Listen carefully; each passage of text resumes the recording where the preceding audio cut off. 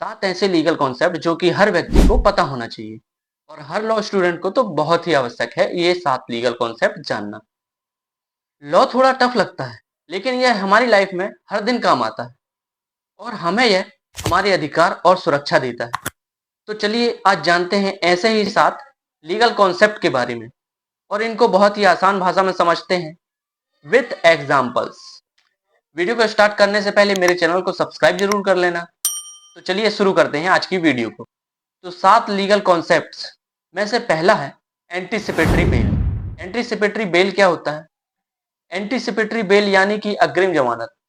यह क्या होता है? किसी अपराध में गिरफ्तारी से पहले ही जमानत ले लेना। मान लीजिए किसी व्यक्ति ने किसी व्यक्ति के विरुद्ध झूठी एफआईआर कर दी हो और उस व्यक्ति को लगता है कि उसे किसी भी वक्त गिरफ्तार किया जा सकता है, तो उस व्यक्ति के द्वारा कोर्ट के सामने एंटीसिपेटरी बेल फाइल की जा सकती है और कोर्ट से जमानत ली जा सकती है और जमानत मिल जाने पर पुलिस उसे गिरफ्तार नहीं कर सकेगी क्योंकि उसके पास अब अग्रिम जमानत है। तो क्लियर है, आपको एंटीसिपेटरी बेल समझ में आ गया होगा। अब नेक्स्ट है जीरो एफआईआर। जीरो एफआईआर क्या होता है? जीरो एफआईआर यानी कि प्रारंभिक शिकायत। जीरो एफआईआर भले ही किसी दूसरे पुलिस स्टेशन के क्षेत्राधिकार में घटना घटित हुई हो, लेकिन आप उस घटना की शिकायत जो है अपने नजदीकी पुलिस स्टेशन में भी कर सकते हैं और वह पुलिस स्टेशन जीरो में एफआईआर कायम कर उस एफआईआर को इन्वेस्टिगेशन के लिए कहां भेजेगा? पुलिस स्टेशन के क्षेत्राधिकार के अंतर्गत वह घटना घटित हुई होगी।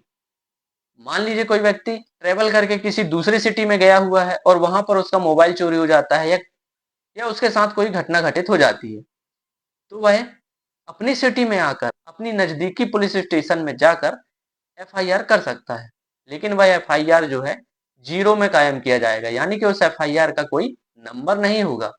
उस एफआईआर को लॉन्च कर पुलिस क्या करेगी? उसकी इन्वेस्टिगेशन के लिए जिस पुलिस स्टेशन के अंतर्गत वह घटना घटित हुई होगी वहां पर उसे ट्रांसफर कर देगी और वहां पर उस एफआईआर का नंबर कायम किया जाएगा और जिसे हम एफआईआर नंबर के नाम से जानते हैं। तो क्लियर है, आपको जीरो एफआईआर समझ में आ गया होगा। अब नेक्स्ट है फॉरेंसिक एविडेंस। फॉरेंसिक एविडेंस क्या होता है?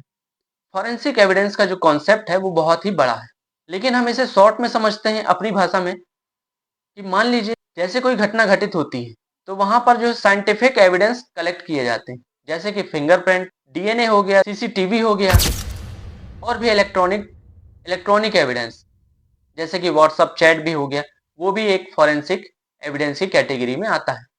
फॉर एग्जाम्पल किसी व्यक्ति का मर्डर होता है और वह मर्डर जिस वेपन से किया गया है उस वेपन में जो है उस अभियुक्त के या आरोपी के जो है फिंगरप्रिंट जरूर होंगे, उसे फॉरेंसिक एविडेंस के अंतर्गत कलेक्ट किया जाता है जिससे कि आसानी से जो है अपराधी का पता चल सके।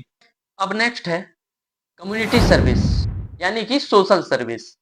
कोर्ट कभी कभी क्या करती है कि जो छोटे अपराध होते हैं उसमें अपराधी के ऊपर फाइन और सजा न लगाकर उसे सजा के रूप में जो है या सोशल सर्विस की सजा देती है। उसे किसी सोशल इवेंट में सामाजिक कार्य करने के लिए कहा जाता है, जैसे कि पब्लिक प्लेस की साफ सफाई करना या किसी सोशल एविडेंस या पब्लिक इवेंट में जो है काम करना, ये सब जो है कम्युनिटी सर्विस में आता है। अब नेक्स्ट है ऑर्गेनाइज्ड क्राइम। ऑर्गेनाइज्ड क्राइम क्या होता है? यानी कि जो है पूरी प्लानिंग के साथ बहुत बड़े ग्रुप के साथ जो है कोई अपराध को कारित करना। जैसे कि कोई अपराध जो है कोई ग्रुप के द्वारा, माफिया के द्वारा किया जाता है तो उसे हम ऑर्गेनाइज्ड क्राइम कहते हैं। जैसे कि हो गया एक्सटॉर्शन, साइबर फ्रॉड करना, ये सब ऑर्गेनाइज्ड क्राइम की कैटेगरी में आते हैं।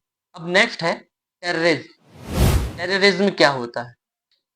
कोई भी ऐसा कार्य जिसके द्वारा देश में डर का माहौल या धमकी देकर डर का माहौल क्रिएट किया जाए वह टेररिज्म के अंतर्गत आता है और यह जो है पूरे देश के अंतर्गत डर का माहौल उत्पन्न करना होता है।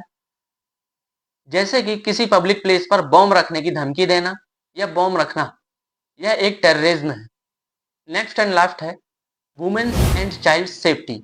2012 के बाद महिलाओं और बच्चों की सुरक्षा के लिए जो है कानून अब और भी स्ट्रिक्ट कर दिए गए और हैरेसमेंट, सेक्सुअल हैरेसमेंट के खिलाफ पुलिस को तुरंत कार्रवाई करना होता है, नहीं तो उस पुलिस कर्मचारी के विरुद्ध भी कार्रवाई की जा सकती है। वुमेन्स एंड चाइल्ड सेफ्टी के अंतर्गत पॉक्सो एक्ट जब से लाया गया है और यह कानून जो है बहुत ही स्ट्रिक्ट है वुमेन्स एंड चाइल्ड सेफ्टी के लिए। इसमें आजीवन कारावास से लेकर मृत्यु दंड तक का प्रावधान किया गया है। तो ये थे आज के 7 लीगल कॉन्सेप्ट जो कि हर लॉ स्टूडेंट और हर व्यक्ति को पता होना चाहिए और ये कॉन्सेप्ट जो है हमारी डेली लाइफ में यूज होते हैं। यदि वीडियो आपको थोड़ा भी हेल्पफुल लगा हो तो मेरे चैनल को सब्सक्राइब करें और वीडियो को लाइक करना, कमेंट में अपनी राय जरूर देना कि वीडियो आपको कैसा लगा। तो चलिए मिलते हैं हम अब अपनी अगली वीडियो में।